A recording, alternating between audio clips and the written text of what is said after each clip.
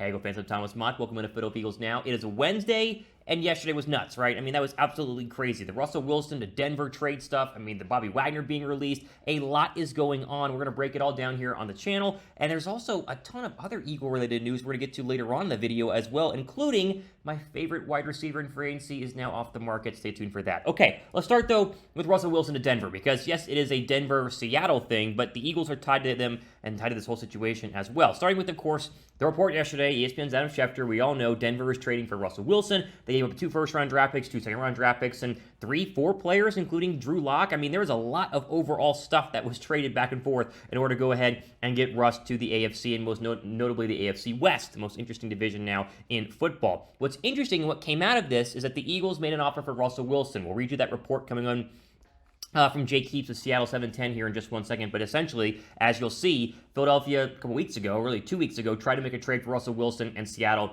said no, most notably because Russell Wilson would not waive his no trade clause, meaning he didn't want to play for the Eagles, which is interesting, right? Okay, so let's just jump into first the quote here from Jake Heaps of 710 in Seattle on the Eagles and Russell Wilson and how this all went down just yesterday for Denver. Quote, "The reason why this deal happened so quickly and progressed quickly is because, one, Denver was working on this behind the scenes for a while now. The other reason is because the Seahawks were limited, guys. There's not real leverage if there's not a certain amount of teams that Russell Wilson actually interested in or be willing to trade his waive his no trade clause for.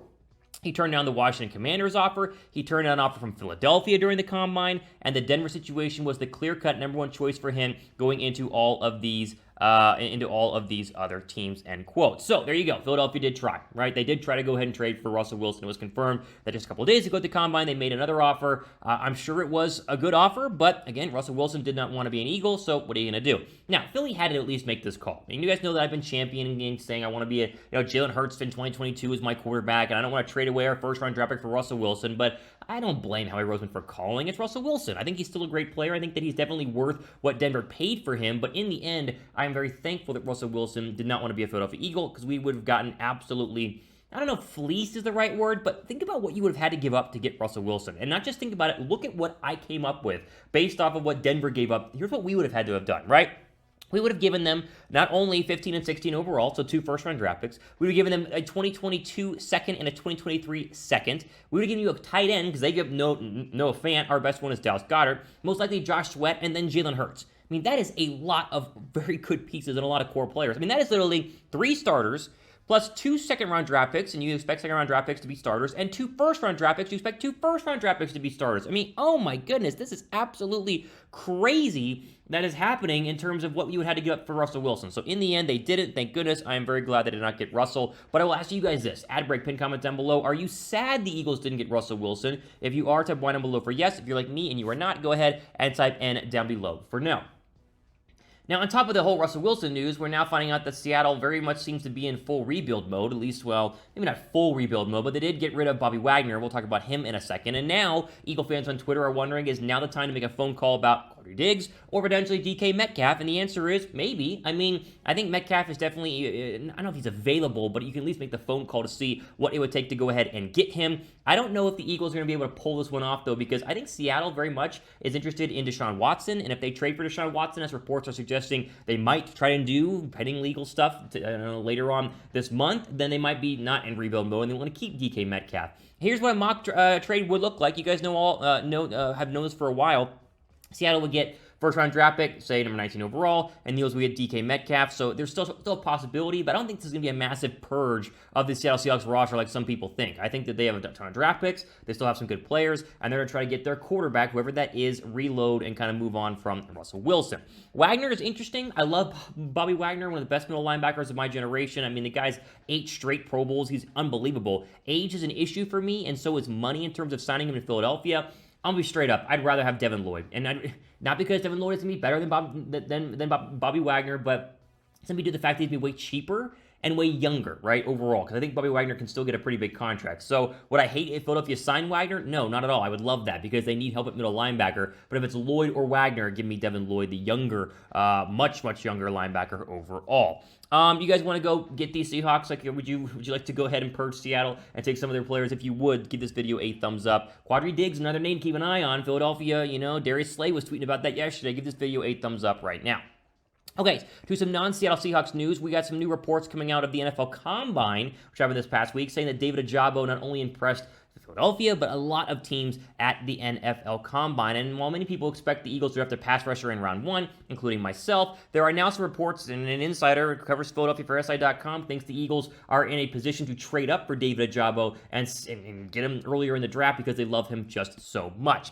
Here was John McMullen, SI.com Eagle Insider, his tweet from 3 days ago, quote, "A lot of hashtag Eagle Whisperers so far are trading up to make sure they get David Ojabo, and Texans safety Justin Reid in free agency with the type of player that fits their MO," end quote. So, they like David Ojabo. No surprise. I like him too. I think David Ojabo is probably the third best pass rusher in this draft. I mean, you make the case, obviously, Thibodeau and Hutchinson are 1-2. Then you have this 4-pack of Trayvon Walker, George Karlaftis, David Ojabo, and Jermaine Johnson, right? So it's kind of like take your pick on who you think the best is. Apparently, Philadelphia thinks that, Ojabo is the best of those 4. Now, where do you trade up to go ahead and get him is the question. I don't think you need to go inside the top 10. I think that you can go into the early teens, and that would only be a couple of moves up because Philadelphia sits at number 15 overall. So you go to 10, 11, 12, 13, 14. Like, how far up do you need to move? I think there's a real possibility that Ojabo slips. I think that he could fall to Philadelphia at 15 overall because you got Ahmad Gardner's going to go early. All those offensive linemen are going to go early, including Linderbaum. You'll have quarterbacks go early. I think you can see Ojabo fall where the Eagles would have to go ahead and potentially trade up to get him. Now, the other name that I like just quickly here is Jermaine Johnson. I don't know if I like him more than Ojabo. I think Ojabo is more talented or has more of a higher ceiling. But if you can't get Ojabo, look for Jermaine Johnson, the Florida State senior, to be a real possibility for Philadelphia there in the mid-teens. You guys think the Eagles trade up or stay put in the first? I think they're going to stay put. I mean, this is tough, though. You never know what Howie's going to do. Let me know what you guys think. Type T for trade up or type S for stay put. Okay, the other part of that insider tweet was saying that Justin Reid, the safety from the Texans, is a target for Philadelphia. There's a great write-up on this by Section 215. I want to share that with you guys here really quickly because it at least explains what you're getting in Justin Reid and why he might be a nice fit for Philadelphia at the safety position. Quote, measuring at 6'203", Reid is an elite athlete who parlayed 3 quality seasons at Stanford and a fantastic showing at the 2018 Combine into a third-round selection by the Houston Texans, 68 overall. Early in his career, Reid looked like an absolute star. Largely deployed as a free safety, Reid uses 4.4 speed, great instincts, and uncanny ability to effortlessly change directions on a dime to give opposing quarterbacks nightmares. Recording 15 passes defended, 5 picks, and a defensive touchdown over his first 2 seasons in Jalen Hurts' hometown. But as the Texans' on-field success started to dip, so did Reid's efficiency stats, the 25-year-old setting new career lows in AV and PFF defensive grades with each passing season since his rookie year. While Reid never became unplayable, far from it actually, his stock took a dip during his contract year. Many, including Mike Bullock of Battle Red Blog, still expect Reid to earn a contract of $10 million in the $10 million range, which feels slightly too rich for me, but not by much, end quote.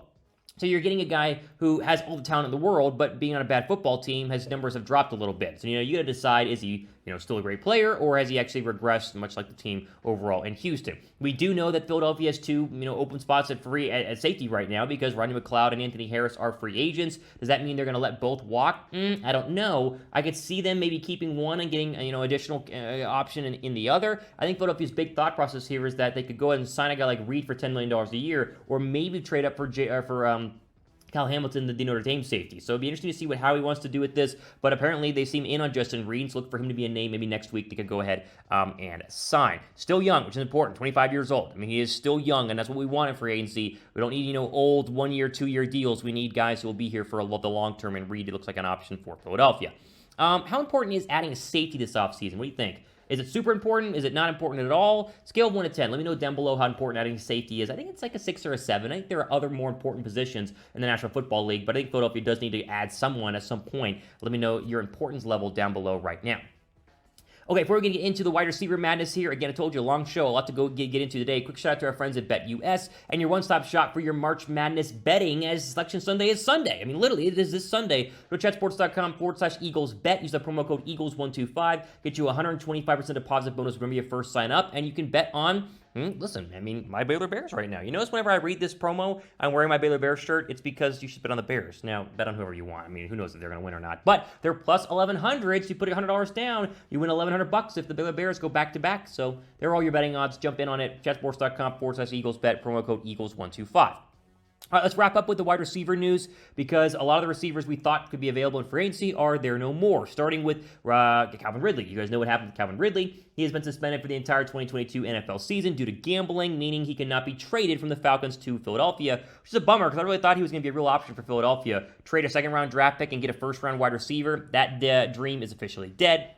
Davante Adams was franchise tagged yesterday, officially, as they went ahead and were unable to get a long-term deal done. He will play for like $21.5 million. It was too expensive anyway, but he will not be hitting the free agent market, so no longer a target for Philadelphia. And the saddest news of them all, it stinks. Mike Williams, my favorite free agent wide receiver. I've been championing Mike Williams for months now. Well, he signed a massive 3-year deal with the Chargers and will also not be hitting free agency. So he is officially gone, much like a lot of receivers overall. So you will be needing to fill the gaps. You need to fill the holes in this wide receiver depth chart. The question is, where are you going to do it? The good news is the draft is loaded with receivers, and the good news is also that free agency still has some options, as we'll see in just 1 second. So just to recap, here are your free agent wide receivers no more, right? These guys are officially off the market or soon to be off the market. Davante Adams, Chris Godwin, he was franchise tagged, so he is no longer available. Sounds like Dallas is going to give Michael Gallup a long-term deal, so he will not be available. OBJ wants to re-sign with the Rams. He will not be available. And we just mentioned Mike Williams. He officially is unavailable now. He is re-signed with Herbert and the Chargers. So here are some actual free agent options. Again, we talked about these in previous videos. There are a lot more than this, but here are some of the top 5 I see right now. AJ Green, old, 33 years old, but still effective with the Cardinals. Allen Robinson, that name is being thrown around a lot. Juju Smith-Schuster, 25 years old, coming off an injury. Christian Kirk, who I love, grossly underrated. Maybe DJ Chark, that's a big-time Eagle fan favorite there. A lot of options at wide receiver, despite the fact that Ridley, Williams, Godwin, Gallup, Beckham, Davante Adams are all essentially going to be unavailable to sign for Philadelphia. Is there a receiver on the list that you want? Pick a wide receiver on the list that you would like of the 5 that I just gave you. Let me know which one you want down below right now. All right. Take a breath, because that was a long video. A lot going to get into. A lot has happened. Follow me on Twitter. I do a ton of tweets. I just tweeted about Russell Wilson all day yesterday. At Real Thomas Mott, give me a follow. And, of course, stay tuned for a mailbag video later on this week using the hashtag Eagles. Ask any sort of Eagle-related question that you want, and maybe it'll be polled for a mailbag video. Ultimate for the day on our Eagles news and rumors. Thomas Mott signing off for the rest of your day.